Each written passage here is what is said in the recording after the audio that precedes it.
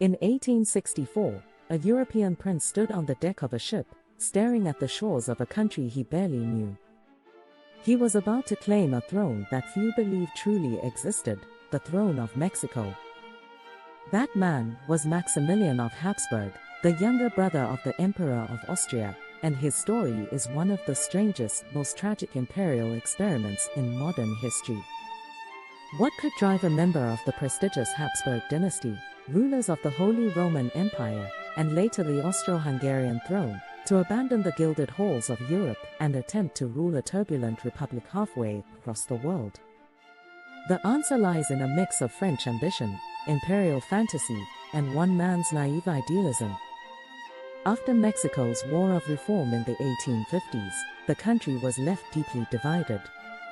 Conservatives, desperate to restore monarchy and order, reached out to Napoleon III of France, who saw an opportunity to expand French influence in the Americas. He needed a figurehead, someone with royal blood, international legitimacy, and no strong ties to local politics. Enter Maximilian, an archduke with a romantic worldview and a strong belief in constitutional monarchy. Against the advice of his own family, and with little understanding of the political chaos in Mexico, he accepted the Mexican crown, believing he had the support of the people. But from the start, the empire was an illusion. Maximilian arrived in Mexico to find that most Mexicans didn't want a foreign ruler. The so-called empire existed only as far as the French army could enforce it. Outside the cities, Republican forces under President Benito Juárez continued to fight, refusing to acknowledge Maximilian's authority. Yet Maximilian wasn't a tyrant. Ironically, he enacted many liberal reforms, land redistribution, labor protections, even rights for indigenous people. In doing so, he alienated the very conservatives who had invited him. And when Napoleon III, under pressure from the United States, withdrew French troops in 1866, Maximilian was left hopelessly exposed. He could have fled. His wife, Carlotta, had already returned to Europe, eventually suffering a mental breakdown. But Maximilian refused to abandon his people. He stayed, hoping to rally the country.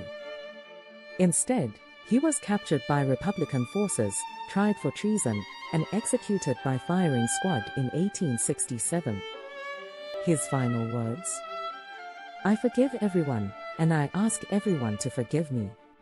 Maximilian's doomed reign remains one of the most bizarre episodes in the Habsburg legacy, a cautionary tale of colonial overreach, personal vanity, and the deadly costs of empire building. A European prince who thought he could civilize a fractured land, but who instead became a foreign puppet in a war he never fully understood. And all that remains today are dusty portraits, a few crumbling palaces, and the memory of a crown that never truly belonged. This is Trivia Tales, where history's strangest stories come to life. Make sure to subscribe for more forgotten empires, royal scandals, and moments that reshape the world in the most unexpected ways.